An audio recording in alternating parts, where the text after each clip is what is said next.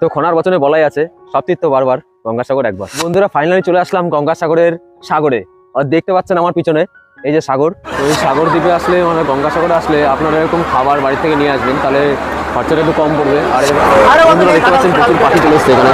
আর এই ভেসেল থেকে মানে এই বোট লঞ্চ থেকে সবাই খাবার দিচ্ছে। তো এই যে দেখতে পাচ্ছেন গঙ্গাসাগর লেখা আছে, সব তীর্থ বারবার গঙ্গাসাগর একবার। পেয়ে গেলাম ভারত সেবাশ্রম সংঘ। তো আপনারা চাইলে এখানে স্টে করতে পারেন। তো কথিত আছে গঙ্গাসাগর আসলে এই গঙ্গায় স্নান করতেই হবে, অর্থাৎ সাগরে স্নান করতে হবে। আর সাগরে স্নান করলে নাকি মোক্ষ লাভ হয়। তো এই হচ্ছে কপিলমুনি মন্দির। এখন সেই মন্দিরের ভিতরে প্রবেশ করলে ওয়েলকাম ফ্রেন্ড, রোস্টাক ব্লগ চ্যানেলে আপনাদের সবাইকে জানাই স্বাগত। আমি সুদীপ। আজকে চলে আসলাম গঙ্গাসাগরে, অর্থাৎ সাগর দ্বীপে। তো আমার পিছনে দেখতে পাচ্ছেন গঙ্গাসাগরের সাগর, যেটা বঙ্গোপসাগর নামে পরিচিত। গঙ্গা এখানে মিলেছে, এই পাশটা দেখতে পাচ্ছেন গঙ্গা এসে গঙ্গা নদী মিলেছে, সাগরে পড়েছে। তো আজকে এই গঙ্গাসাগরের আশেপাশে যা আছে সব ঘুরবো, আপনারা ভিডিওতে দেখতে পারবেন। আর কি করে আসলাম A to Z বিবরণ এই ভিডিওতে পাবেন। তো ভিডিওটা পুরো শেষটুকু দেখবেন। আর যদি ভালো লেগে থাকে তাহলে একটা লাইক করে দেবেন। আমরা আসছি কলকাতা থেকে। আপনারা কি করে গঙ্গাসাগরে আসবেন শর্টে, অর্থাৎ শর্টেস্ট রুটটা আপনাদের বলবো। আর কত কি খরচা পড়বে, এখানে এসে থাকবেন কোথায়, এখানে পুজো দেওয়ার কি ব্যবস্থা আছে, আশেপাশে ঘোরার কি কি জায়গা আছে, সব কিছু এই ভিডিওর মাধ্যমে আপনারা জানতে পারবেন। তো ভিডিওটা ভালো করে দেখুন আর গঙ্গাসাগরে চলে আসুন একদিনের ট্যুরের জন্য। তো এই গঙ্গাসাগর আপনারা তিনটি পথে যেতে পারেন, অর্থাৎ তিনটি মাধ্যমে আপনারা যেতে পারেন। প্রথমটি হচ্ছে সড়ক পথে, দ্বিতীয়টি হচ্ছে রেল পথে, আর তৃতীয়টি হচ্ছে জলপথে। তো আমরা রেল পথেই গেছিলাম। তো রেল পথের সমস্ত বিবরণ এই ভিডিওতে থাকছে, আপনারা দেখুন। তো রেল পথে যাওয়ার জন্য আমাদেরকে শিয়ালদা স্টেশনে আসতে হলো। তো শিয়ালদা স্টেশন থেকে আমরা হয় নামখানা নয় কাকদ্বীপ, এই দুটো স্টেশনের মধ্যে যে কোনো স্টেশন পর্যন্ত যেতে পারি। তারপরে সেখান থেকে আমরা গঙ্গাসাগরে যেতে পারি। তো আমরা কাকদ্বীপটাই চুজ করেছি, কারণ কাকদ্বীপটা নামখানার অনেকটা আগে পড়ে, তাই কাকদ্বীপ স্টেশন থেকে আমাদের যেতে সুবিধা হবে। অবশেষে কাকদ্বীপ স্টেশনে পৌঁছালাম। কাকদ্বীপ স্টেশন থেকে এখন বাইরে বেরিয়ে ধরবো টোটো বা ম্যাজিক গাড়ি, যেটাই পাই। এখান থেকে সোজা যাব ফেরিঘাট, ফেরিঘাট থেকে কচুবিড়িয়া হয়ে তারপরে গঙ্গাসাগর। তো আপনারা নামবেন 1 নম্বর প্ল্যাটফর্মে। 1 নম্বর প্ল্যাটফর্ম থেকে নেমে এখান থেকে বেরিয়ে আপনারা টোটো পাবেন। আর আমরা 1 নম্বর থেকে 2 নম্বর এসছি, এটা হচ্ছে 2 নম্বর প্ল্যাটফর্ম। তো এই 2 নম্বর থেকে আমরা এখান থেকে বেরিয়ে টোটো ধরবো। তো ইতিমধ্যে আমরা টোটোতে উঠে গেছি। টোটোতে উঠে আমরা এখন যাব সোজা 8 নং জেটি ফেরিঘাট। তো সেই ফেরিঘাট পর্যন্ত যেতে আমাদেরকে 20 টাকা দিতে হলো পার হেড। এটা হচ্ছে 8 নম্বর জেটি। তো এখান থেকে ওপারে যাব। তো 9 টাকা করে টিকিট নিল এই 8 নম্বর ভেসেল থেকে। এখন ওপারে যাব কচুবেড়িয়া ঘাট থেকে তারপরে সাগরদ্বীপ। তো এটাকে মুড়িগঙ্গা বলা হয়। এই মুড়িগঙ্গা নদী এখন পার করব, মানে গঙ্গা নদীর একটা শাখা এটা পার করে এখন লঞ্চে করে ওপারে যাব। তো দেখতে পাচ্ছেন অনেক পুণ্যার্থীর ঢল হয়েছে এখানে। তো ইতিমধ্যে লঞ্চ এসে গেছে। এই লঞ্চে করে আমরা এখন মুড়িগঙ্গা পার করব, অর্থাৎ ওপারে যাব। তো এই লঞ্চে করে গঙ্গাসাগর যাওয়ার এক্সপিরিয়েন্সটা কত সুন্দর হয় তা এখানে আসলেই আপনারা বুঝতে পারবেন। ইতিমধ্যে লঞ্চে উঠে গেছে, এখন যাব কচুবেড়িয়া। লঞ্চে দেখুন মারাত্মক ভিড়, প্রচুর লোক উঠেছে, প্রচুর দর্শনার্থী যাচ্ছে সব সাগর দ্বীপে যাচ্ছে পুণ্য অর্জন করার জন্য। ফুল হলে তবেই মনে হয় ছাড়বে। লোক উঠেই যাচ্ছে, প্রচুর লোক হয়ে গেছে একটা লঞ্চে। তো এখন এই ঘাট পার হয়ে পারে যাব কচুবেড়িয়া, তারপর ওখান থেকে সাগরদ্বীপ। তো এই লঞ্চে করে যেতে গিয়ে আপনারা দেখবেন যে এই লঞ্চের থেকেই মানুষেরা খাবার দিচ্ছে, অর্থাৎ পাখিদের জন্য খাবার ফেলছে এই জলের উপরে। আর পাখিরা এসে উড়ে এসে খাবারগুলো বসে কত সুন্দরভাবে খাচ্ছে। এই দেখতে পাচ্ছেন আপনারা ভিডিওতে, এরকম খাবার দেবেন লঞ্চের থেকে আর পাখিরা এসে এরকম খাবারগুলো খাবে। তো এই দৃশ্যটা দারুণ, আপনারা এই দৃশ্যটার আনন্দও নিতে পারবেন এই লঞ্চে করে আপনারা যাওয়ার সময়।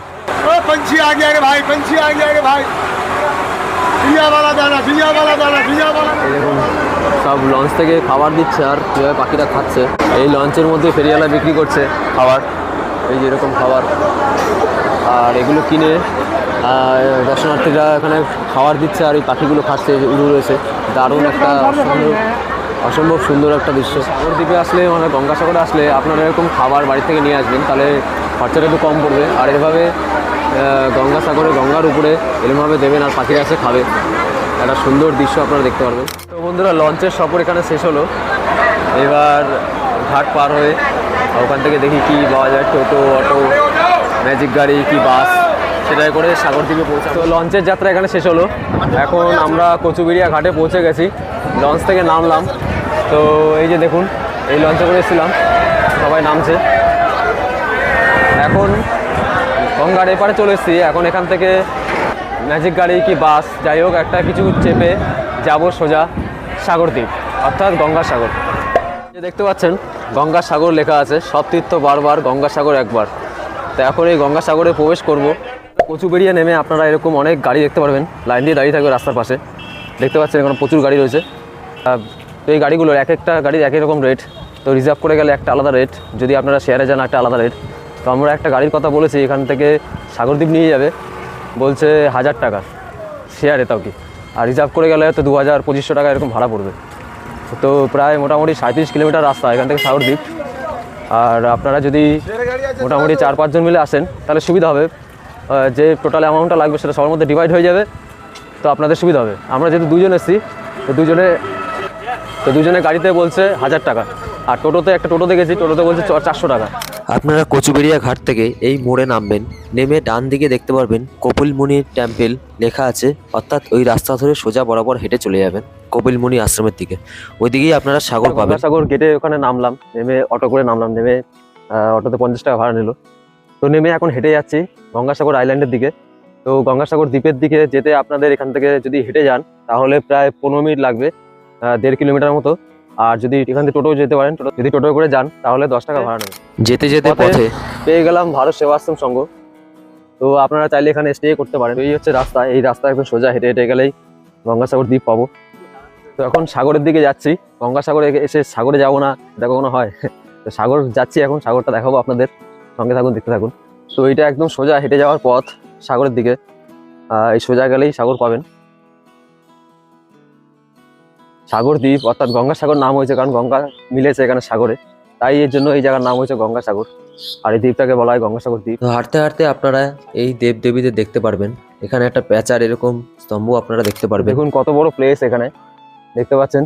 আর এগুলো গঙ্গাসাগরের মেলার সময় যে বাঁশ ফেলা আছে, এই বাঁশ দিয়ে এখানে সব ব্যারিকেড করা হবে। এই গঙ্গাসাগরে গঙ্গায় স্নান করে তারপরে এই রাস্তা দিয়ে সবাই কপিলমুনি আশ্রমের দিকে যাবে, অর্থাৎ কপিলমুনি মন্দিরের দিকে যাবে। এদিকেও দেখতে পাচ্ছেন অনেক বড় প্লেস, ফাঁকা জায়গা। জানুয়ারিতে মকর সংক্রান্তিতে এখানে প্রচুর ভিড় হবে, তখন গঙ্গাসাগরে মেলা চলবে। জানুয়ারি 10 তারিখ থেকে সম্ভবত শুরু হবে, 14 তারিখ হচ্ছে মকর সংক্রান্তি। আর প্রায় সপ্তাহখানেক চলবে এখানে মেলা। আর এখানে প্রচুর তখন ভিড় হবে, এখানে প্রায় কয়েক লক্ষ লক্ষ মানুষ এখানে আগমন ঘটবে। তো আপনারা যদি সেই সময় আসেন, অর্থাৎ গঙ্গাসাগরের মেলার টাইমে যদি আসেন, তাহলে এখানে ডরমেন্টারি পেয়ে যাবেন, থাকার মতো ব্যবস্থা এখানে প্রচুর হবে। আর এখানে আর প্রচুর লোকও থাকবে, মেলাও দেখতে পারবেন। গঙ্গা গোমুখ গুহা থেকে উৎপন্ন হয়ে এই বঙ্গোপসাগরে পড়েছে। তো আপনারা এই সাগরটিকে দেখুন।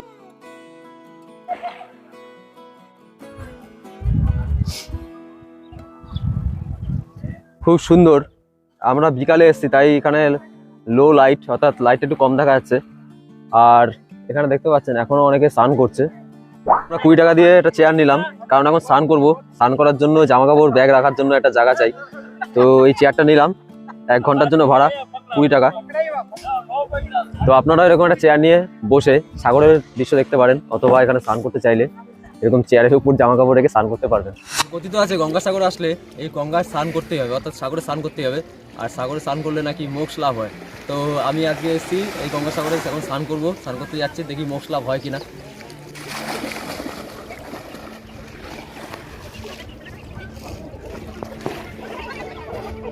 জামা কাপড় ছাড়ার জন্য প্রতিজন 20 টাকা করে, দেখতে পাচ্ছেন। আপনারা যদি গঙ্গাসাগরে এখানে স্নান করেন তাহলে এখানে এসে জামা কাপড় চেঞ্জ করতে পারেন। স্নানটা সেরে নিলাম, এবার সোজা যাচ্ছি কপিলমুনি আশ্রমে। সেখানে কপিলমুনি আশ্রমে দর্শন করব, কপিলমুনি দর্শন করব। এই হচ্ছে কপিলমুনি মন্দির। এখন সেই মন্দিরের ভিতরে প্রবেশ করব। আর ভিতরে যদি ক্যামেরা অ্যালাউ হয় তাহলে অবশ্যই দেখাবো আপনাদের।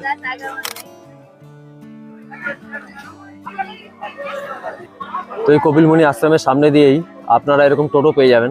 এই যে দেখতে পাচ্ছেন পিছনে এই আশ্রম, কপিলমুনি আশ্রম, তা মানে কপিলমুনি মন্দির। আর তার সামনেই টোটো রয়েছে, টোটো করে আপনি আপনার গন্তব্যে পৌঁছে যেতে পারবেন। তো কপিলমুনি আশ্রমে ঢোকার আগে আপনারা এরকম বড় একটি শিবের মূর্তি দেখবেন। তো ইনি হচ্ছেন সে কপিলমুনি, দেখতে পাচ্ছেন কপিলমুনি এখানে। আর তার পাশে বড় শিবের একটা মূর্তি, এ হচ্ছে রাজা সাগর। এটা দেখতে পাচ্ছেন মন্দিরে যাওয়ার রাস্তা, অর্থাৎ কপিলমুনি মন্দিরে যাওয়ার রাস্তা। এখান দিয়ে এখন ঢুকবো। এখানে পুজোর সামগ্রী কিনতে পাওয়া যায়। ওই যে দেখতে পাচ্ছেন আশেপাশে পুজোর অনেক সামগ্রী এখান থেকে আপনারা কিনতে পারবেন। অনেকগুলো দোকান আছে এখানে।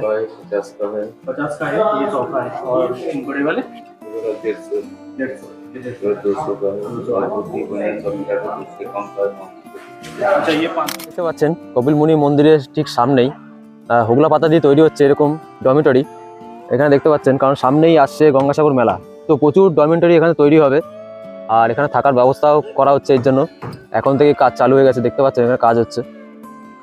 তো আপনারা যদি গঙ্গাসাগরের মেলায় আসেন এখানে, তাহলে থাকার ব্যবস্থা নিয়ে চিন্তা করবেন না, প্রচুর ডরমিটরি দেখতে পাচ্ছেন। এখানে আপনারা দেখতে পাচ্ছেন রাজা সাগরের মূর্তি করা আছে। তো এই রাজা সাগরের উপরে একটা কাহিনী আছে, রামায়ণ মহাভারতে এই কপিলমুনির মন্দিরের সম্বন্ধে অনেক কাহিনী আছে বর্ণিত।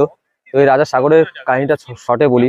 তো এই রাজা সাগর একদিন অশ্বমেধ যজ্ঞ করছিল, তো যজ্ঞতে 99টা যজ্ঞ সফল হয়েছে, কিন্তু একটা যজ্ঞ সেখানে সফল করতে গেলেই ইন্দ্রদেব তখন খটকা লাগে।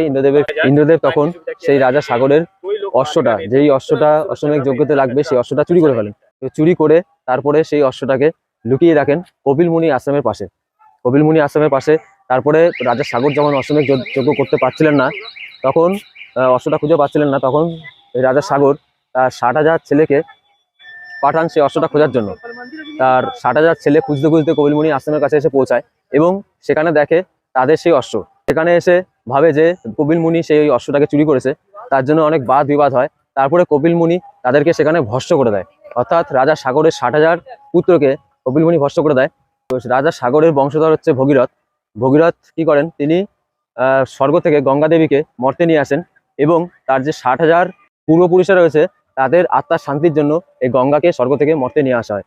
তো গঙ্গার জলে তারা সবাই মোক্ষ লাভ করে, অর্থাৎ মুক্তি লাভ করে। অর্থাৎ এই গঙ্গা নদী প্রমুখ গুহা থেকে বয়ে এসে এই বঙ্গোপসাগরে পড়েছে, এই জায়গাটায় পড়েছে। এটা সঙ্গমস্থল বলেই এই জায়গার নাম হয়েছে সাগরদ্বীপ। কপিলমুনি মন্দিরের সামনে আপনারা এরকম বসার জায়গা পাবেন, যার উপরে লেখা আছে GBDA। এই GBDA এর মানে হচ্ছে Gangasagar Bakkhali development authority, administrative authority. এই সাগরদ্বীপে আসলে আপনারা এরকম অনেক জায়গায় দেখতে পারবেন GBDA এরকম লেখা আছে। তো এই মন্দিরের ভিতরে আপনারা ফটো বা ভিডিও তুলতে পারবেন, কিন্তু সেলফি তুলতে পারবেন না, এখানে সেলফি অ্যালাউ। কপিলমুনি মন্দিরে ঢোকার সময় আপনারা দেখতে পারবেন এখানে এরকম মন্দির, আর এই দেখার পরে আপনারা এই সিঁড়ি দিয়ে উঠবেন, উঠে আসবেন সোজা কপিলমুনির দর্শন করতে।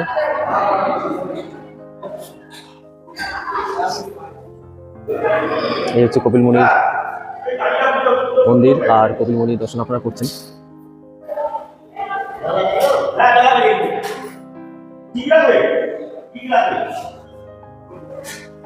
রাম সীতা দর্শন আপনারা করছেন। হনুমানজির দর্শন আপনারা করছেন।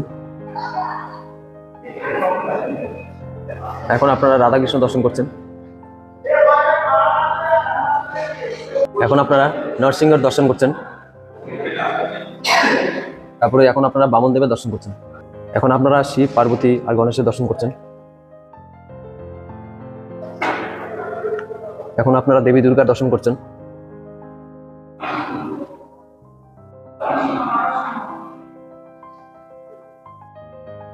দেবরাজ ইন্দ্র যে ঘোড়াটিকে চুরি করে নিয়ে গেছিল, সেই ঘোড়াটি এখন আপনারা দর্শন করছেন।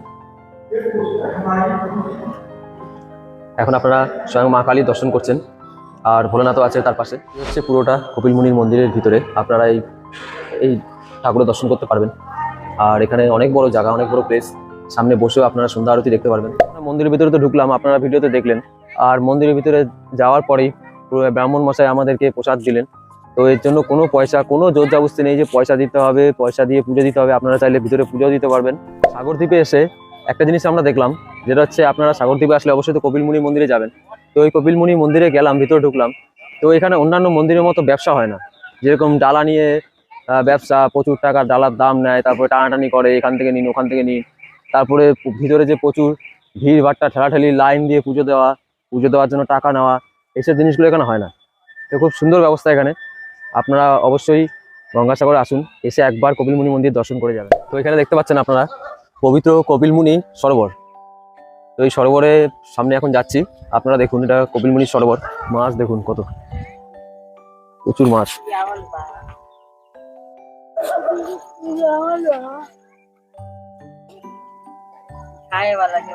ধর্মশালা, এখানে প্রচুর রুম রয়েছে। আপনারা চাইলে এই ধর্মশালায় এখানে রুম নিয়ে আপনারা থাকতে পারেন। এখানে থাকার জন্য অবশ্যই এখানকার কর্তৃপক্ষের সাথে আপনাদের কথা বলতে হবে। এখানে থাকার ব্যবস্থাও আছে, প্রচুর রুম রয়েছে, এই রুমগুলোতে থাকতে দেয়। তো তো এই ধর্মশালায় থাকার জন্য মানে এই ধর্মশালায় যে রুমগুলো আছে এই রুমগুলো থাকার জন্য আপনাকে মানে সেরকম কোনো চার্জ এরা নেবে না। আপনি পরের দিন যাওয়ার আগে খুশি মনে যা দেবেন এনারা তাই নেবে। তো এখানে এই সিস্টেমই ধর্মশালায়। আর এই ধর্মশালাটি ঠিক কপিলমুনি মন্দিরের পাশেই অবস্থিত। দেখতে পাচ্ছেন কপিলমুনি মন্দির, তার পাশেই অবস্থিত ধর্মশালা। গঙ্গাসাগরে এসেছি আমরা, দেরি হয়ে গেছে আসতে, আর আজকেই ফিরে যাবো, অর্থাৎ একদিনেরই ট্যুর আমাদের। তো একদিনেই আমরা এসেছি, একদিনেই ফিরে যাবো। আপনারা যদি আসেন তাহলে একদিন হাতে সময় নিয়ে আসবেন, এখানে থাকবেন, থেকে পরের দিন যাবেন। তাহলে এখানে অনেক কিছু দেখতে পারবেন, সূর্যোদয়, সূর্যাস্ত, তারপরে আশেপাশে ঘোরার অনেকগুলো সাইট সিন আছে, যেমন মনসা মন্দির, তারপরে অঙ্করপাট মন্দির, কপিলমুনি আশ্রম, অনেক কিছু ঘোরার জায়গা আছে এখানে, সেগুলো আপনারা দেখতে পারবেন। লাইট হাউস আছে এখানে, সেটাও দেখার। তো এই জায়গাগুলো ঘুরে সাগরে স্নান করে কপিলমুনি আশ্রমে গিয়ে কপিলমুনি পুজো দিয়ে তারপরে আপনারা বাড়ি যাবেন। অর্থাৎ একদিন হাতে সময় নিয়ে আসবেন, একদিন এখানে থাকবেন, থেকে পরের দিন বাড়ি যাবেন। বচনে বলাই আছে, সব তীর্থ বারবার, গঙ্গাসাগর একবার।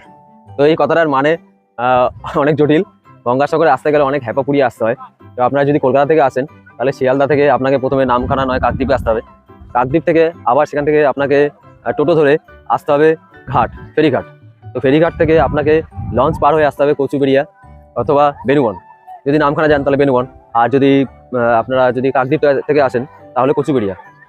সেই কচুবেড়িয়া ঘাটে এসে সেখান থেকে আবার আপনাকে গাড়ি ধরতে হবে বা টোটোও ধরতে পারেন, সেখান থেকে আসবেন আপনারা সাগরদ্বীপে। তো এইভাবে অনেক হ্যাপা পুড়িয়ে আসতে হয়, তার জন্য বলা হয় সব তীর্থ বারবার কিন্তু গঙ্গাসাগর একবার। ভিডিওটা এখানে শেষ করছি। ভিডিওটা কীরকম লাগলো কমেন্ট বক্সে জানাতে ভুলবেন না। ভিডিওটা ভালো লেগে থাকলে একটা লাইক করবেন। দেখা হবে পরবর্তী একটা ব্লগ নিয়ে, ততদিনের জন্য ভালো থাকবেন। ধন্যবাদ বন্ধুরা।